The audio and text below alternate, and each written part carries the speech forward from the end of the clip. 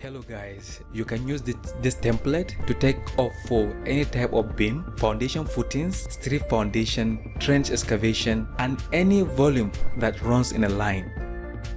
Let's first explore how this template works. To activate this template, you click on the green button of the template. You then provide name for it. Beam 1, let's say. Let's go with this dimension 230 by 450 mm for the beam. So I'll write the width of 0.23 for it and the depth of 0.45 meters. I'll then select the color blue for it and then click on OK. I'll then highlight. I'll get the first point of it.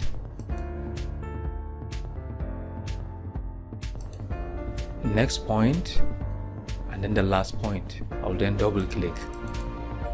I can see that I have another beam 1 of the same size, so I'll click on its first point and then the end point.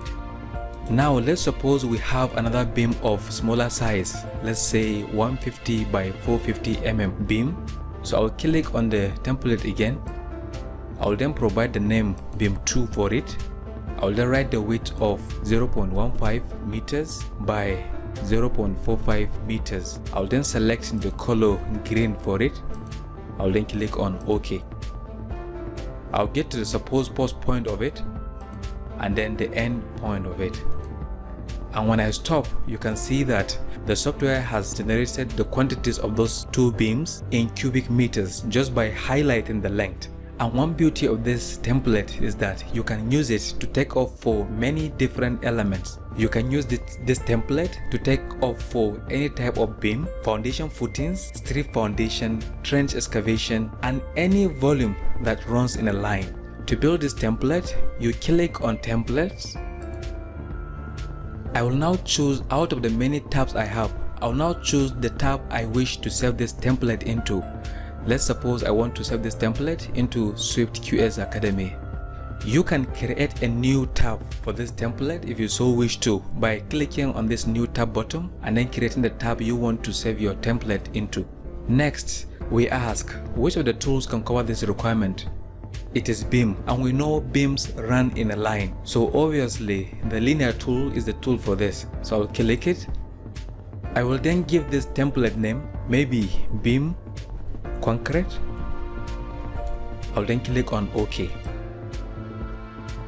Let's get into it to modify it. Let's double click on it.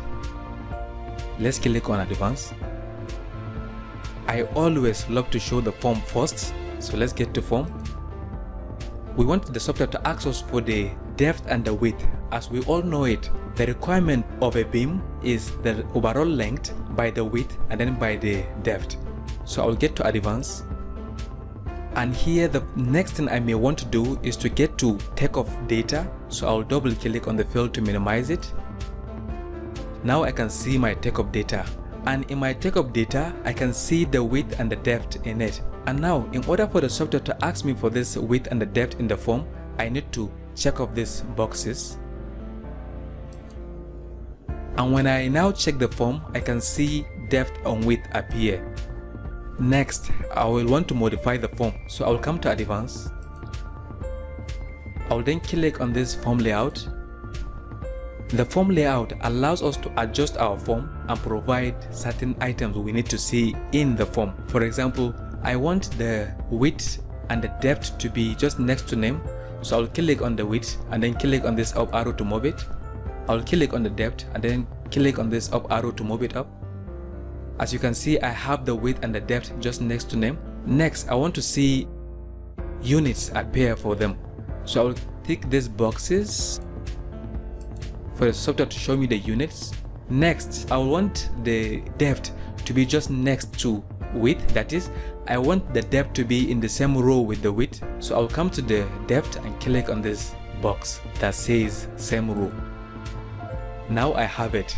So I'll click on OK. I'll then check my form to see how it appears. And now that I have my desired form, I need to get back to advanced and set the formula. As we know it, the requirement of the beam is for the overall length to multiply by the width and to multiply by the depth. Next, we need to input this into our formula bar, and right here where you see Takeoff is your formula bar. I will click on it.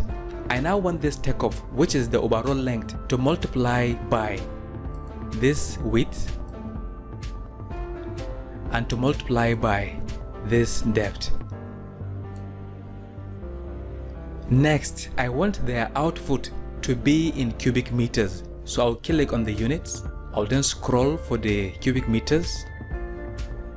I'll then click on it, and now that I have this, I can click on OK, and my template beam concrete is now ready. So let's put it to test. Let us now re-highlight this our created beam 1 and beam 2 to see if we will get the same quantities. To have that, I'll come to my tabs. I'll then get to SwiftQS Academy where I set the template I just created, and in it I can see the beam concrete template we just created. So I'll click on the green button to activate it. I'll then give it name beam 1. We used 0.23 for the width, and then we used 0.45 for the depth. I'll then click on OK. I'll get to the post point to highlight, highlight, highlight, and highlight. Get to the next point again and highlight. I'll then get to the template again for the beam 2. I'll then give it name beam 2. I'll then write the width of it, which is 0.15 by 0.45. I'll then click on OK. I'll then highlight. So this is it, guys. This is it about the beam template. One setup, infinite usage. Thank you guys, and please do not forget to subscribe if you haven't, like and share this video. See you in the next one.